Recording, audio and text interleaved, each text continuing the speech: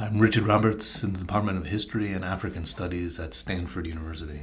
The most recent part, of course. The most recent part of my research has to do with looking at social history through court cases. So I use court cases to try to get the actual lived experience of people.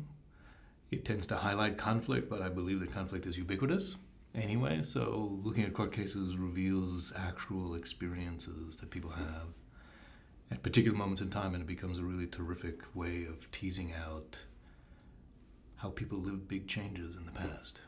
The most surprising thing I found in regard to forced marriage there are actually two things, so it's not just one, I gotta do two. The first one that I came across in thinking about forced marriage is the relationship between forced marriage and Bridewealth. And one of the important things about Bridewealth is it creates a value for girls in society.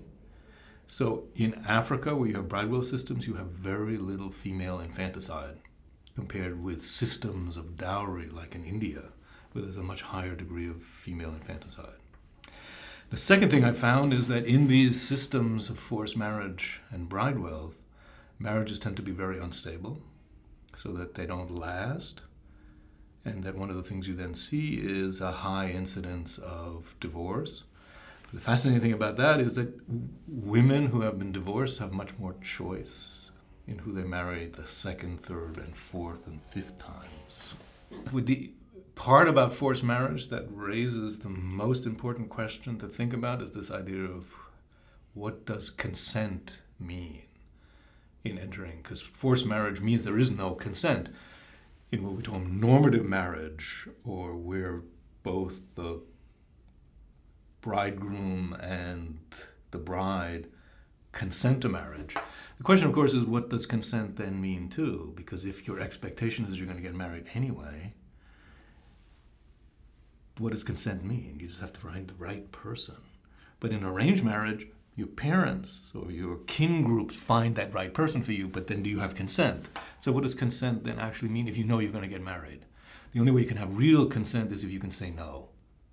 That means thinking about alternative ways of creating living situations. So that, I think, raises the most important question. What does consent mean? How do you think about consent? And what does free and full consent actually then mean if people have expectations of certain kinds of outcomes? Well, it matters legally. There's no question about it. I mean, this is the whole point of these legal debates that have been going on, and this new crime against humanity of forced marriage under combat conditions, that the terms mean a lot. And I think that they raise issues about how we can interrogate the concepts, what they mean, and how to situate different forms of marriage in different points in time constrained by wider economic forces. Because if people are poor and dependent, they need wider networks. So much has to do with forms and statuses of development, degree of female empowerment, and so marriage depends on a whole host of things. It's, in many ways, a dependent variable against a whole host of other things.